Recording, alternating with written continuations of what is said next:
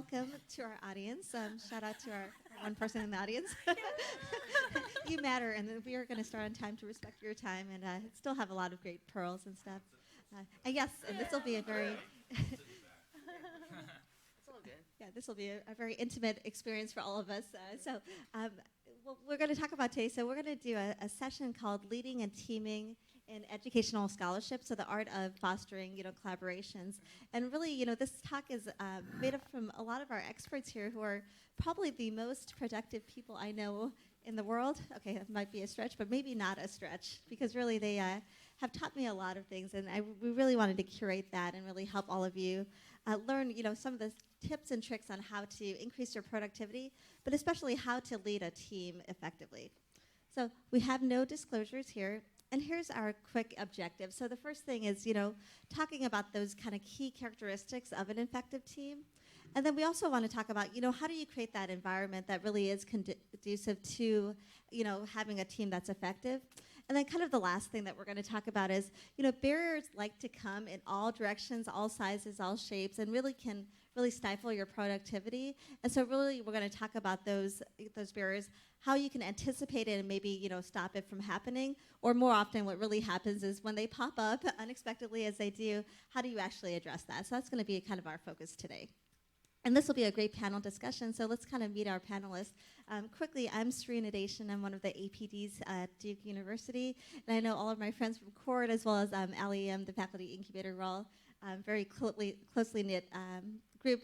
And really, I'm very humbled to be the facilitator because these questions came from questions I have asked them over the last probably 5 to 7 years of knowing each other. And so I basically curated this so I can also learn alongside all of you and pick their brains about how I can even increase my own productivity. And then we'll kind of just walk down the line if that sounds good. Hi, I'm Teresa Chan. I'm from McMaster University. I'm Associate Dean of Continuing Professional Development there. An education scientist in our education science unit. Hi, I'm Jamie Jordan. I'm one of the APDs at UCLA and also the director of our Discovery Year.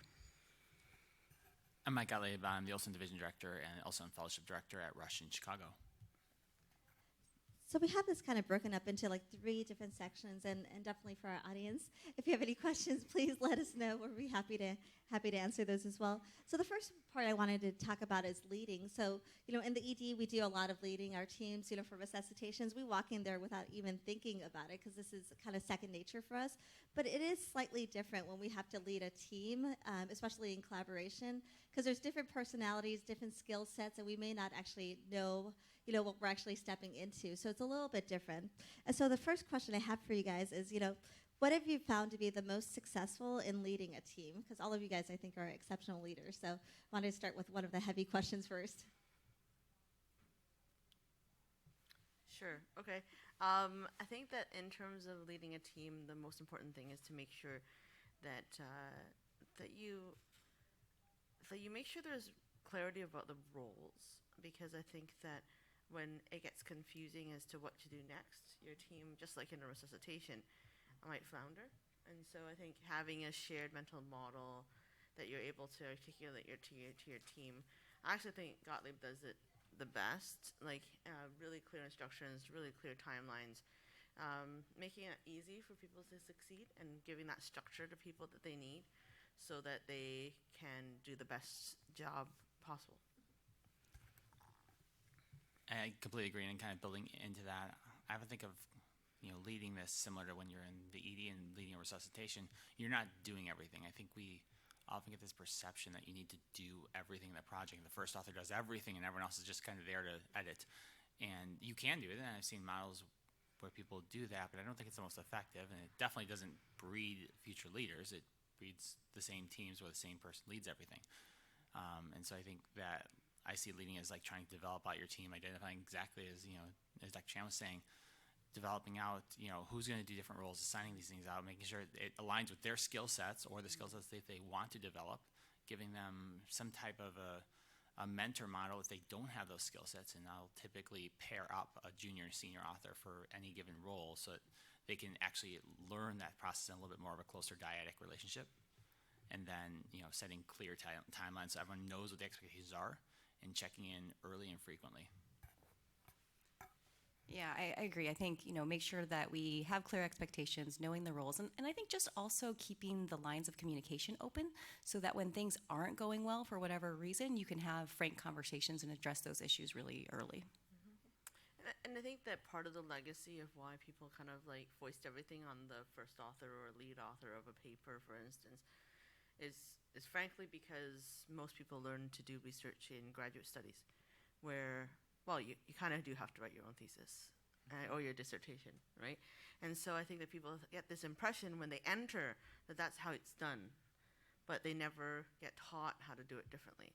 And so I think that, especially with my graduate students or residents, I try to break that mold by saying, okay, for your thesis, you will write a certain way, but here's like 3 or 4 other teaming experiences, which I know we're going to that, but here's 3 or 4 other experiences where we will do it completely differently, because it's not that it's your personal intellectual property that has to go into, like, you don't have to write everything yourself. And I think that some people get given the impression that the way that their very first project was that shall be forever and ever and ever. And so I think that that's something you have to take on as a leader. Awesome, and we'll definitely touch base about like the roles. I'll have you guys kind of talk about that, and when we jump to teaming in a second, because I think that'll be really important, because we do hear, there's other models within medical education, but a lot of times when you try to figure out what that is, it's not actually well defined. So we'll do that in just one second. But you talked a lot about like timelines, right, and deadlines as well too. So how do you like establish like the expectations around that? Because that really is what helps the productivity and sustainability of the project. So there's basically 2 versions of this. One is when there's a definitive timeline of when something must be done. I think you have to work backwards from there. Sometimes there's whether it's an abstract or a special issue or some other external timeline that's going to be a hard stop, then you just have to work backwards from there. If you don't have that, and honestly, even if you do, it's a lot of negotiated discussion. Figure out where the kind of pain points and timelines are for different members of the team. If you are an APD entering into interview season, this is not a great time for you to write this block, but it might be downstream, or it might be a good time for you to get involved even earlier before interviews or screening comes into play. If you have an anticipated life event, if there's something that's going to be adjusting your timeline, talking about that as a group and saying, like, here's the timeline that works best for me, and adapting around that. I think adaptability is key. And then holding to that and saying, okay, then this is our deadline, so that everyone has a role, a clear defined timeline. The more that's ambiguous, the more it's, let's do it in a couple of months versus let's have it done by June 1st, the more likely that it'll get pushed back and back and back, because no one has a discrete timeline of like when it's due. And I'd like to check in again. I'm a big fan of, a couple days before, hey, how's it going? Just want to check in, see how things are progressing. And then if it's a day after, hey, I know we're past a day, how are things going? And then if someone's missing a timeline and you haven't heard back, video or phone call always beats 10,000 emails.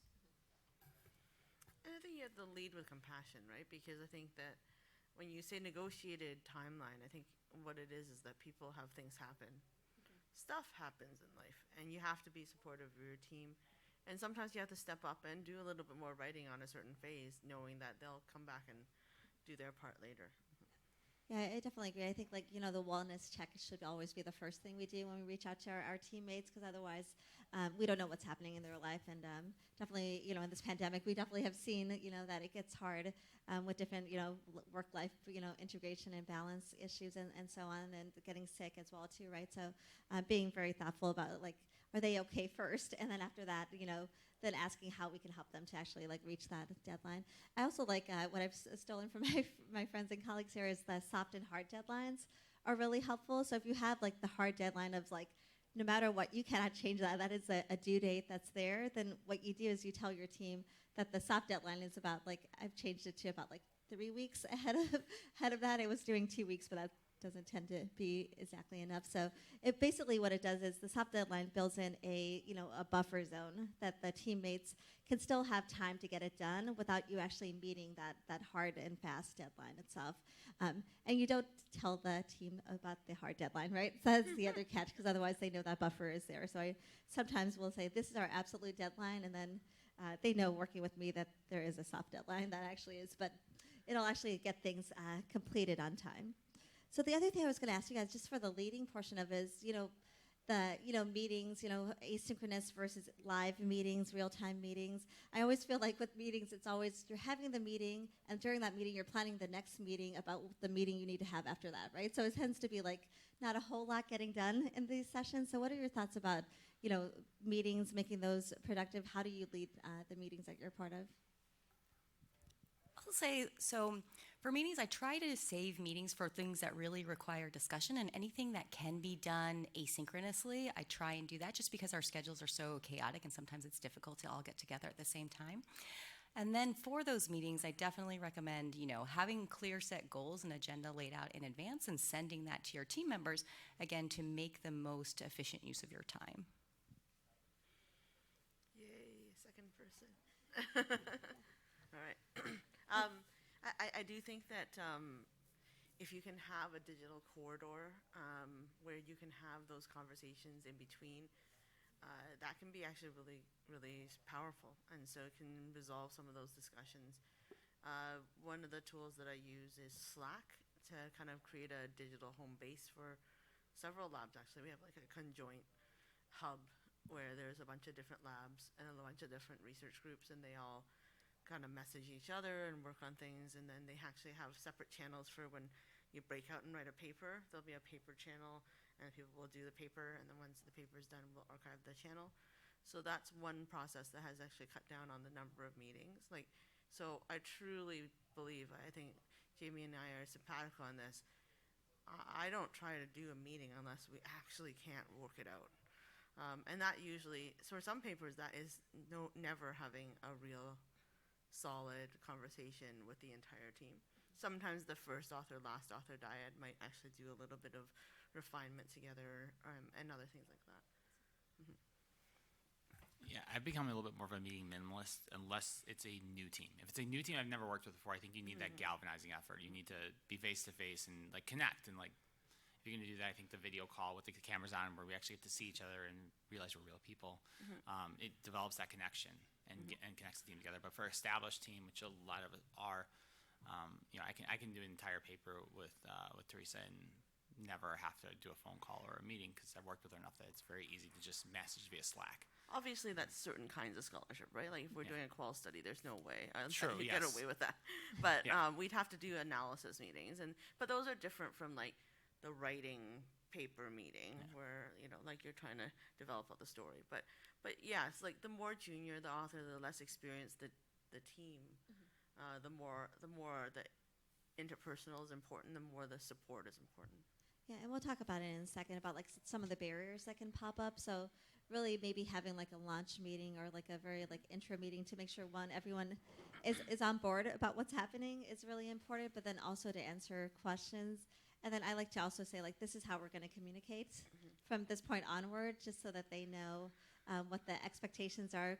For me, I like Slack a lot because I feel like emails, by the time you get to look at it after your shift, there's 17 threads all the way through, and that for me is very painful to figure out did we resolve this? Did we not resolve it? So or have it on the Google Doc and tag people for comments and stuff. That's another way that I like to try to keep it from being very painful. But definitely for the leading part, think about your own style of how you want to have that meeting and how you best collaborate. Think about your teammates as well, and that'll lead us to the next part of this, which is teaming. But think about your teammates and their skill sets as well too, and that can really help you to figure out how often you should meet. Because especially if you're working with a resident, for example, or a medical student, you might want to do more frequent check-ins, right? So that changes things. So this kind of leads to the teaming portion of it. I wanted to talk about the roles that you guys had mentioned previously. You mentioned instead of just the first author keeping their head down and be I'm not going to ask questions, just write this paper and send it out to authors 2 through 7 to edit, and that's the way it is. What are some of the other models that they could potentially use to make this actually more collaborative as a team? I like to think about the authors in positions like positions with actual terms of reference, because I think that really helps.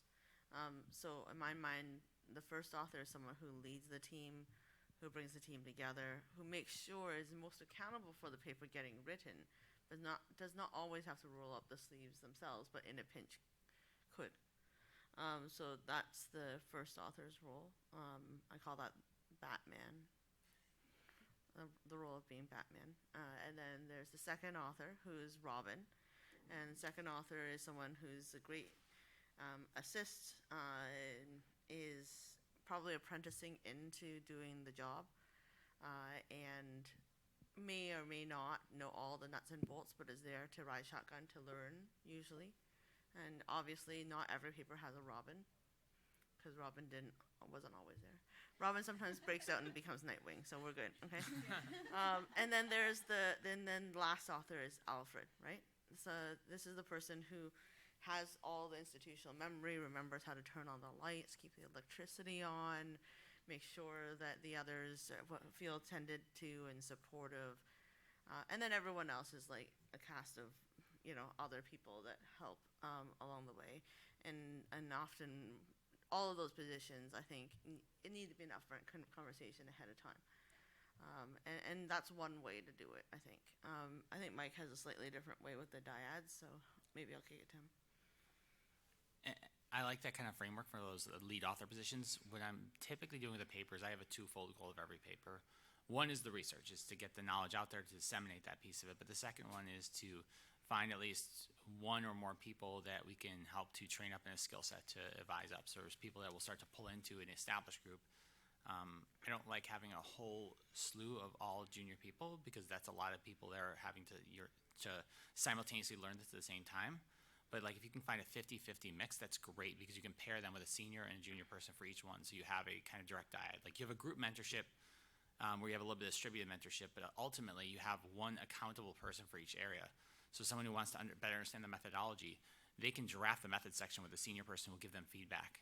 And then they actually get that ownership of that piece of it. The senior person doesn't have to do as much writing on that first end. But then they get to actually like mentor that person up. And then for the next paper, that junior person may start to roll into a senior role, or eventually over a couple papers step in that senior role and fill that, and you create more capacity. So I see that as like a secondary piece of that is I really want to have these like relationships where we have at least one, if not half the group being more junior, so they can learn these skill sets as a takeaway of the paper.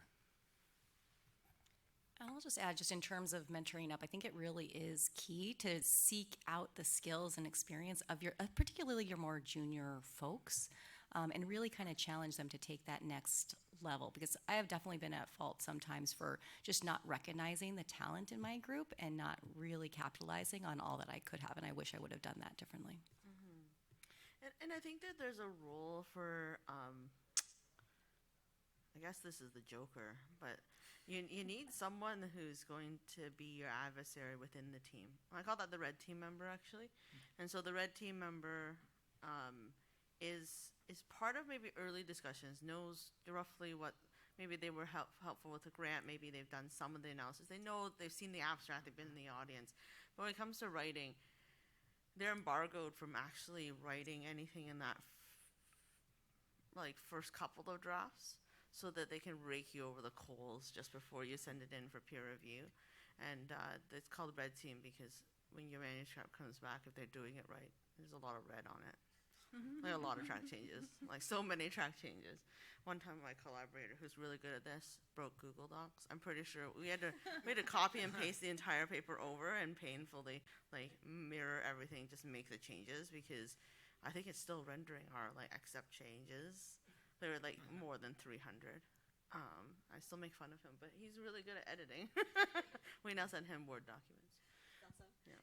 Yeah, and it definitely, just echo my colleagues and friends, is definitely growing talent, right, and fostering talent. It's kind of the art that we talk about is, for sustainability, but also just to grow our colleagues, their careers, right, and advancement as well, too, is really, serving as a mentor for them and really helping them to not be afraid to take on these new challenges and then set them up for success as well, too. That's the key of teaming, is really helping them to be paired with someone who has the skill set that they want to gain, right, and that'll really help them along. So what do you do, though? So now that we've talked about, these great expectations and roles, what if they're not pulling their weight, right? What if they are kind of dragging things?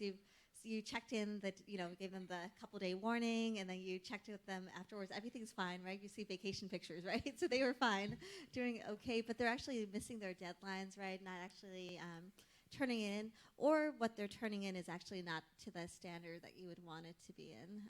But how do you deal with that? So I think the check-in is key. Just because they're posting vacation pictures does not negate that there's stuff going on, whether it's emotionally or psychologically, or in terms of their family, or in terms of their own health. Maybe that's going on. Maybe it's just discomfort with the material, and they're not sure what to do. Right? We all face gaps in our knowledge. We all face degrees of imposterism, and I think sometimes even no one goes into a project saying, I want to do nothing and I want to do a miserable job at this. Everyone wants to do their best. Everyone wants to succeed and really help the team. And if they're not achieving it, it's often because of other factors. And I think that conversation is key. And then, as you guys had framed it as well, is how can we help you to succeed in this? Maybe it's mentorship. Maybe it's feedback. Maybe it's just if I'm leading the project, I could have been clearer in the goals of this. I could have been clearer in providing examples, and I just wasn't. Yeah. Right? Or sometimes you just need someone to sit with you on a Zoom and watch you type. Like really, sometimes that's what you need, right? I had a colleague who's very senior, who's actually the red team guy, and he had massive writer's block this one time, and I was like, would it be helpful if we just like talked it out and did an outline?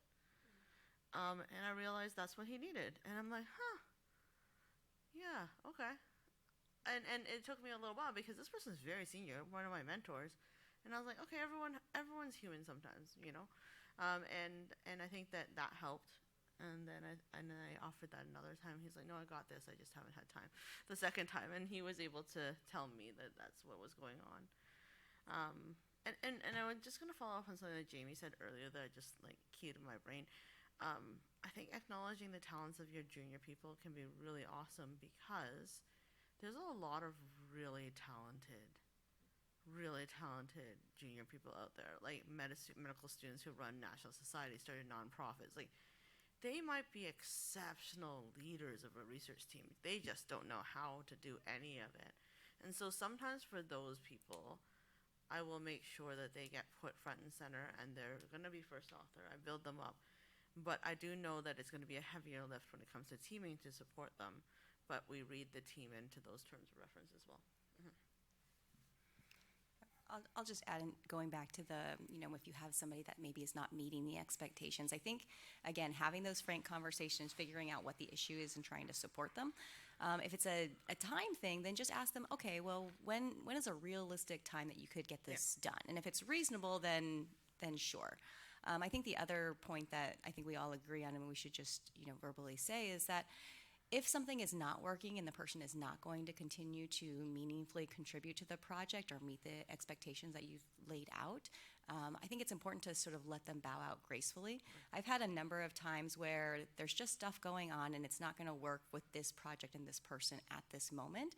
But in later subsequent projects, that person has been a great collaborator and a contributor. And I think it's important that we don't lose those relationships just because one thing isn't quite working out as you would have liked.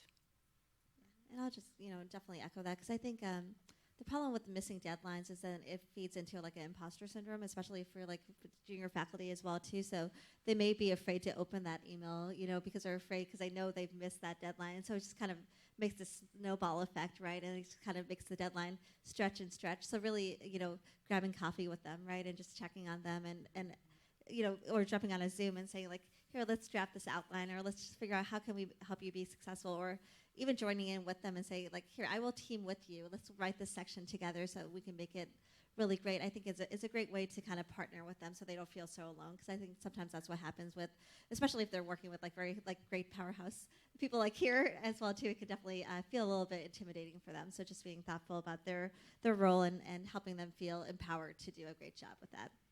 So kind of my last teaming question that I was going to ask you guys is, what is one thing that you wish you knew early in the journey of collaboration that you kind of learned along the way?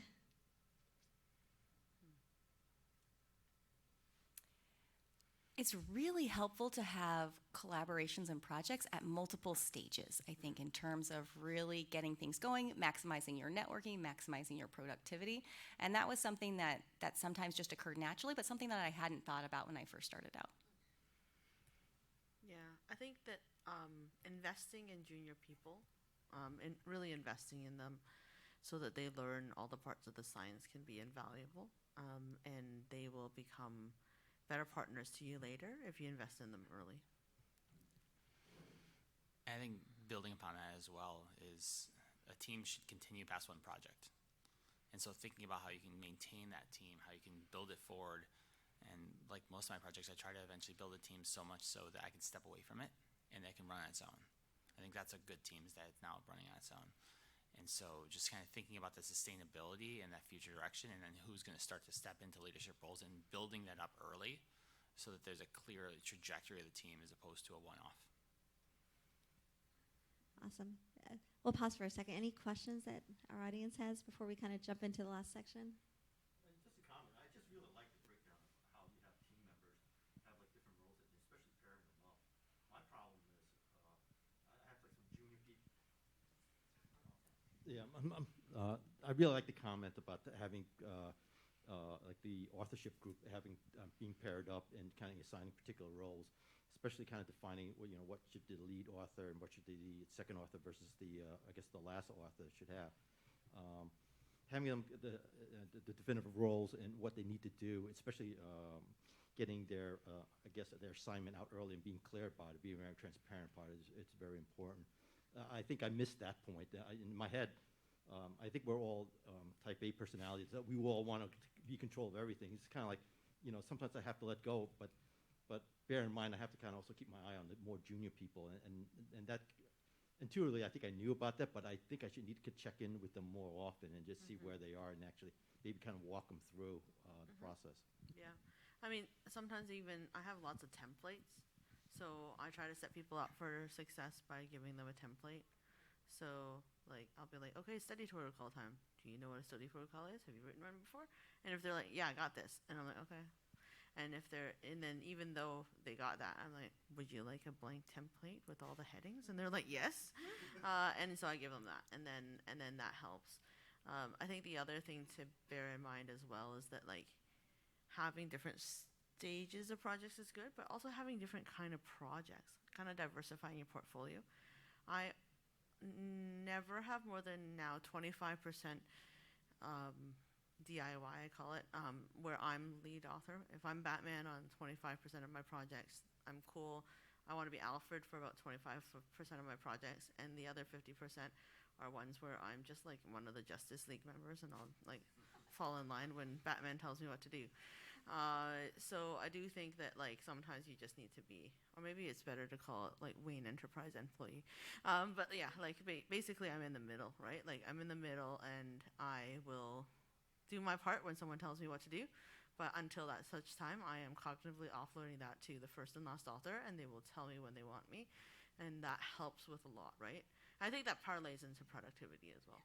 Because I think that if you're always carrying the heaviest load, yeah, you're Superman, you're not Batman anymore. Yeah. Just kind of adding to the whole template thing, Sree actually does a really good job of creating these how-to guides, like step-by-step instructions about what to do for a certain, project task that she hands out to her junior folks. And again, I think that's one that we can all take from. It's a really great thing. Yeah, like standard operating procedures almost, yeah. Yeah, I had created that because that was for my own imposter syndrome, being like, how did you get from this idea to actually like this beautiful publication that's there? And so it was after like meeting with, with my friends and having them as mentors was, very frantically going into a Google Doc and writing out, okay, this was what they told me was step 1 and step 2 and step 3. But it really also helps with the sustainability. So for example, we do like best practice papers. And for that, it's very easy then for the next person who's going to take over a paper to be like, oh, here's step 1, here's how you put it into covenants, here's how you do the review, and then here's how you divide up the paper and so on. But it makes it easier for the sustainability of that committee as well, our best practice committee, to actually have that. So it's definitely a great way to kind of tear down the imposter syndrome that can happen as well too. Yep. So this kind of leads us, in our segue to productivity, which I would say all of you guys are the most productive people I know. You have lives and families and do things outside of work, but then within work, you're just you do everything. You have like 25 hours out of 24 hours. So kind of my first question that I was going to ask you is, with so many different projects that you have, we talked about the 25% of different projects and so on, like they all feel like they're competing. That's the problem I have. It's just like they all seem like they're all important and they're all due yesterday, right? And that is the issue with it. So how do you like prioritize the projects? And when you're actually like working on it, in your day-to-day, do you switch between different projects within that same day? Do you just like power through one of them? Like, how do you actually approach that? So two of probably my bigger strategies. One is exactly as kind of Teresa and others have said, is diversify the amount of work you're doing in different projects. So if you're leading every single project, we're probably doing a poor job of both developing future leaders, but also of managing our time, because then we're doing all the leadership on it. It minimizes the amount of work, reduces the number of projects you can actually help along with. So I think part of that is just distributing that role. The other part is just thinking through your deadlines, and I use kind of staggered deadlines. So I will structure my projects across so that in any given week I'm only doing 1 or 2 projects. Some weeks, if I'm really busy, I might condense those in a little bit, and then understanding I'm on a bunch of night shifts in a row, so that might be harder. But I'll just set my kind of internal structure. So I may have 12 projects all due before May 18th to get them right before the ASAP abstract deadline. But that doesn't mean I have to do them May 17th. I can choose to do that, as being the procrastinator I am, or I could just trick myself and put on my calendar that one of them is due starting April 18th, and I just put April 18th is due this abstract, and then next one, or this paper is due here, and I just write it in my calendar and commit to it as if that's the real date. And then I'm like, oh, okay, I'm only doing one thing this week. That's way better than trying to bolus it, which is, we all work in the ED and we hate boluses of patients. We know it's extremely inefficient, and it's just a miserable experience because you're like, everyone comes in, then there's nothing to do. Everyone comes in, and yet we do this with projects all the time. We allow ourselves to get bolus with projects. So I think trying to take control over that the same way that we wish we could sometimes take control over boluses in the ED. Yeah, I think that's exactly what I feel about having projects in various stages, because it just requires a different amount of time, cognitive energy, et cetera, in order to sort of maximize your efficiency. The other thing in terms of prioritizing which projects, kind of like in the ED similarly too, is we focus on our dispositions. So if I have any project that I can get to that final, manuscript submission stage, or if it's a revision, those are going to be the ones that take first priority for me. And then I guess my other final tip would just be I have a master to-do list that has deadlines for every single thing that I need to get done, and they're either, externally imposed or internally imposed. But then every Sunday I sit down with my calendar, and I'm pretty thoughtful about, if it's a writing task and I might need a block of time versus if it's just a follow-up task, I might need a shorter time that can be squeezed in between other things. And then I calendar out literally to the hour everything that I do for that week, and that sort of keeps me on task and held accountable to my own internal deadlines, and I find seems to help me get things done efficiently. Yeah, and as I rise up in the ranks of academia, someone else's emergency always takes precedence. So I'm very cognizant that I have to actually respect the time that I put in the calendar for myself. And writing tends to be one of those things that I try not to cancel on myself. Unless it's something that I know that I can get done another time that's really easy to do. So sometimes with the easier the writing, I will sometimes push it off because I know that I don't need to do it 3 or 4 times. I just need to sit down and write, and so I have one of those to do for the plane. But that's the thing, is that it can vary from week to week. It can be situational. It's not static, and I think that some people need it to be static, and if so, then block off that half day every week and make it routine and show up and go to the office, or a different office or a coffee shop, whatever it is, the ritual that you need to get your brain to just turn on for writing. Make sure you're doing it at a time when you can actually be productive, because if you're not great at 4:30 in the morning, please don't write at 4:30 in the morning. If you're not great at 10 p.m., then don't write at 10 p.m., right? And knowing yourself is actually really important. Knowing what you need to be successful is important. A lot of people don't do that prioritization that Jamie talked about, and then all of a sudden, you spend half an hour just going through email, and then you get distracted by, another thing, and then all of a sudden your writing time is gone. If you know what you're going to be writing, just put a calendar invite for yourself, and then put the Google Doc link in the calendar invite instead of a Zoom link. And all of a sudden, it's so much easier to just jump right in, and you don't have to go anywhere. You don't have to distract by 4 other papers. You're like, oh no, and the guilt. You're just like, I am working on this paper right now. I'll get that done. And then you're like, oh, surprisingly, it didn't take an hour. I have free time now, so you can go get your coffee, right? So, yeah, so that's all.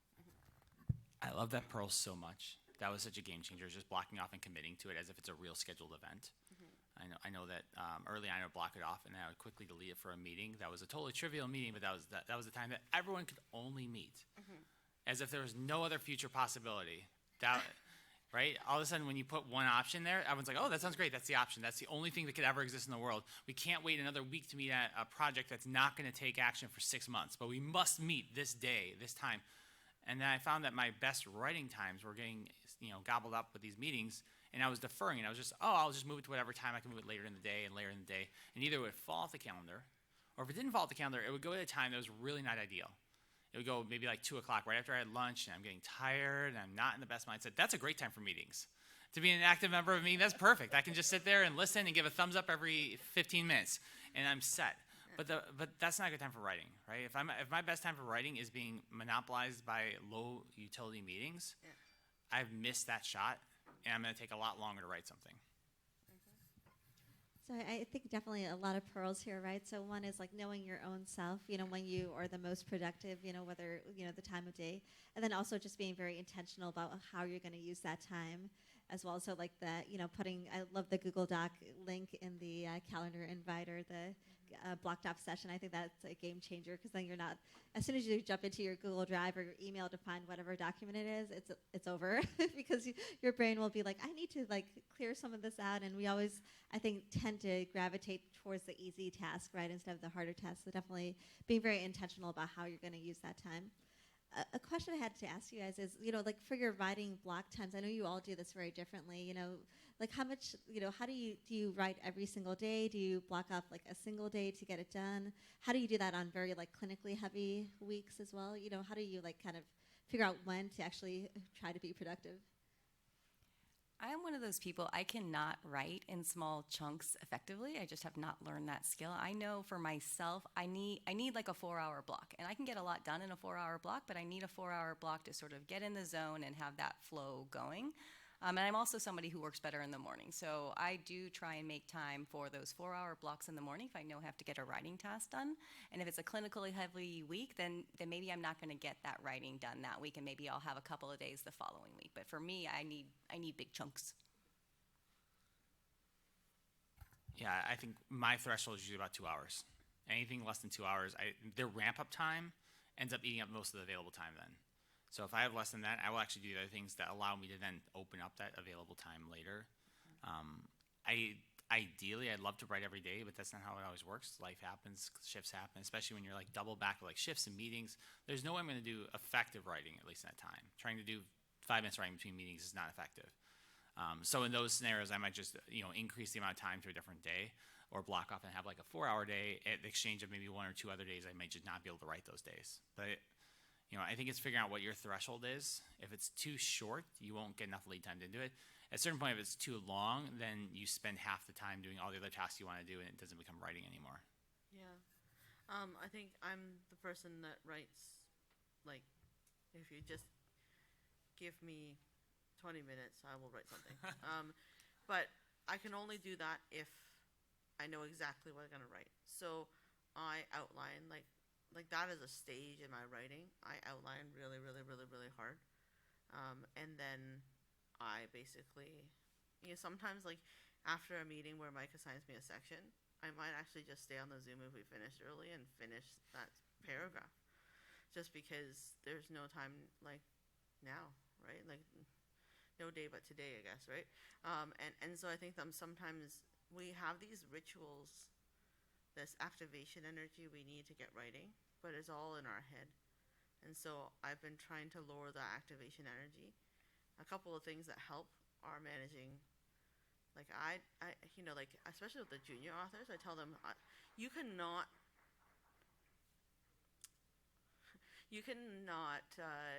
disappoint me, because the first shot should always be the worst shot. And if you don't write, if your piece isn't wholly overwritten by the time we're done this, we have not done our iterative writing process and editing process well. And so by giving them permission, but also role modeling that sometimes nonsensical sentences appear, helps get the words on page. And then I think that's where the great editors come in, and that's where the coherence comes in, and you iron out the voice.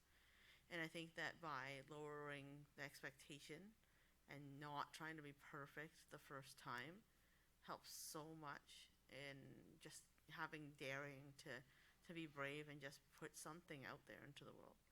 And I think that, I don't know, I've been probably reading too much Brene Brown, but it really is about like that vulnerability and that braveness that you need to put something out there into the world. And I think kind of building on that, one thing that I've learned from Teresa that she does really well, she normalizes that the first draft is going to be heavily edited. I think we need to, especially for junior writers, for new team members, normalize that very early. And I've talked to junior writers about this too, and it's when you get it back, it's full of red. On our end, we're like, yes, we did a great job. We gave you all this useful feedback. This is awesome. And they're like, I'm a failure. I can't believe that nothing was of value. Right? I think we have to normalize that this is a good thing. This means we're learning from it, and expect these things and start that from the beginning, and kind of, approach it as this should be something, a dyadic aspect. As you're reading this, if things I say don't make sense, well, maybe I didn't write it as well, and maybe I lost your meaning, so we should talk this through. Or maybe that I'm not explaining it as well.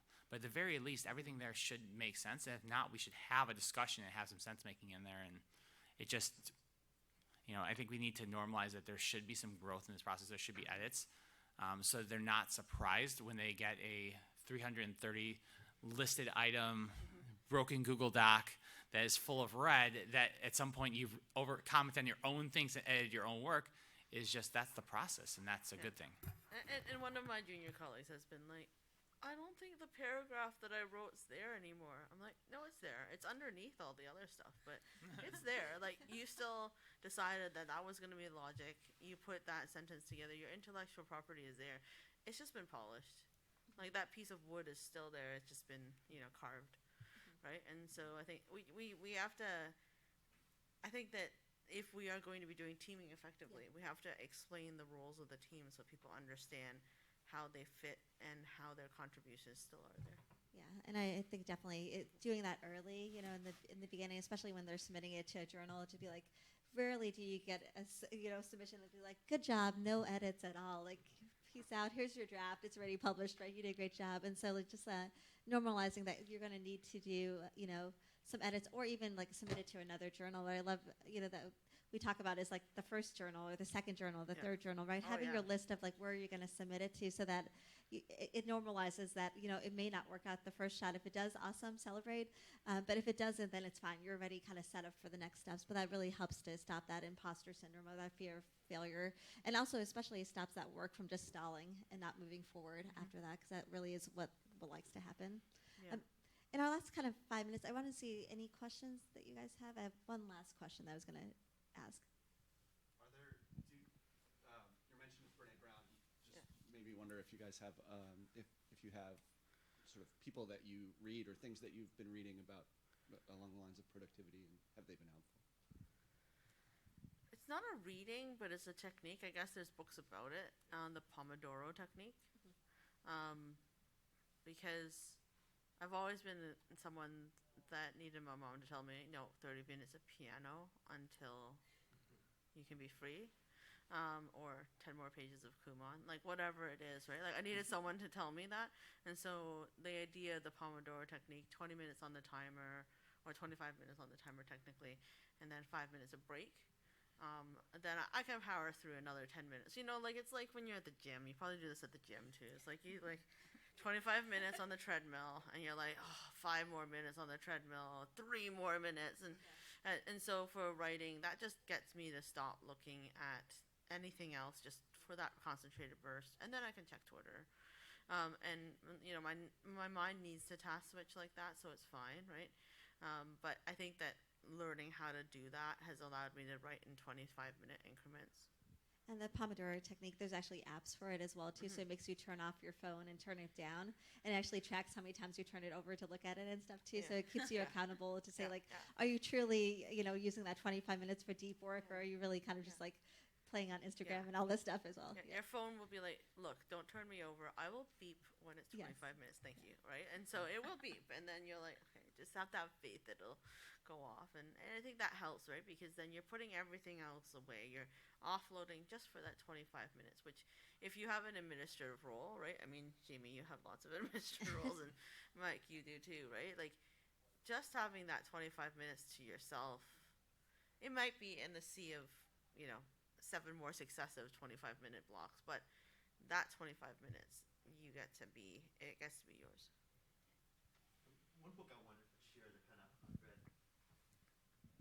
One book I want to share is Getting Things Done by, the name escapes me, but the Getting Things Done, it was very helpful. It kind of breaks down like how you kind of work things, like with email, scheduling, prioritizing things. Oh, last name's Allen. The author's last name's Allen. I found it very helpful, just kind of prioritizing things. And the other thing that that really kind of opened my eyes was there's an author, Cal Newport, I think, Yeah. Deep Thinking or Deep Thought or something like that. Deep work, yeah. Yeah, and it kind of explains that you got to put all your distractions away, meaning like getting the phone away, turning off your notifications, and just kind of like focus on that. And that was like almost like a revelation for me. I was just being distracted with emails and things like that. I'll say some of my favorites. I read too many productivity books. I'm not productive, apparently. But like Atomic Habit was a game changer because even if you choose just one of the many techniques that he talks about, it really can change the way that you are productive. And actually, even for life stuff, I do that with my kids, is habit stacking and things like that. So there's a lot of like great ways that you can use that in life as well as in work. But the other one was like Eat That Frog, which is kind of a funny name of a book. But that one was actually really great for like kind of career planning, to think about like what is important. Actually, the first exercise they have you do is like list everything that you want to do and choose the one thing that if you accomplish that in a year, it would actually have changed your trajectory in your life, right? And so it really makes you stop and think like, what are all the things I'm doing and what is actually the most impactful? So that book actually, I open up actually pretty regularly just to kind of look back and look at some of the exercises. And it's really a teeny tiny book, so quick and easy read too. So my last question I had for you guys, just if you had just your number one like top tip for teaming, leading, productivity that you could share, because you guys are all masters at this, the Jedi masters for this, what would that be? I was just going to say expectations and accountability. I think communication. Figuring out what communication platform works best, determining the best approach to it, and then just communicate with your team when there's challenges, when you're overcoming a difficult issue, and even just to make sure you kind of debrief on the process and make sure you can improve and make it better for the next round. Yeah. I was going to say normalize imperfection and be okay with the fact that that's why you have a team. And then mine is kind of like building relationships and people, because I think then if you're able to do that, no matter how long it takes, how long that road is, how quick or fast it is, you're going to get there together, right? And so I think that's the important part. And then it allows for learning and growing together. So that's kind of my tip that I've learned from my friends here. So thank you guys so much for coming to our session. We have our emails up here and Twitter handles as well too. But we appreciate, shout out to our audience, and we'll stick around if you have any questions. Thanks.